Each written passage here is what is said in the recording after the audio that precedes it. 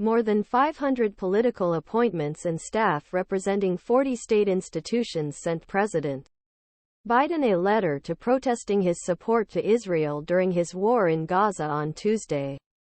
The letter, which is a part-growth internal opposition support war ministration, calls President immediately search for a ceasefire in Gaza Strip and push Israel allow humanitarian aid.E for international development, including 3 internal grades and an open letter signed by more than 1,000 employees. U.S. agency.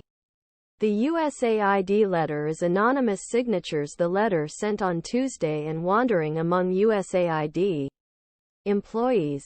Concern for risk losing personal security and risk losing business.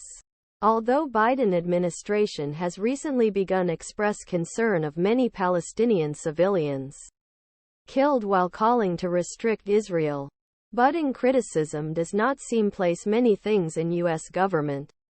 The letter, which was reviewed The New York Times, started the 7th of October attacks by condemning Hamas attacks, and then called for Mr. Biden to stop the bloodshed caused Israel's retaliation military campaign in Gaza.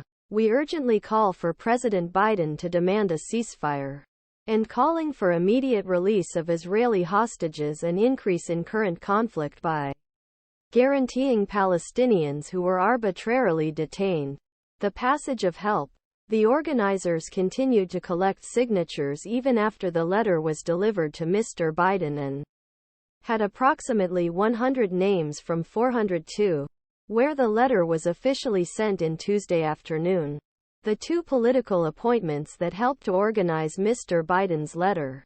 Majority of signs of signed. F.B.I. Some of signatures helped Mr. Biden be elected 2020. And in the interviews, they were worried that ministration's support for Israel's war Gaza aid with attitude of democratic voters. In a letter that believes that 66% Americans, including 80% of Democrats since October, should put pressure on Israel for the fire. U.S. said, the overwhelming majority Americans support a ceasefire. Moreover, Americans do not want the U.S. Army to withdraw to another costly and meaningless war in Middle East.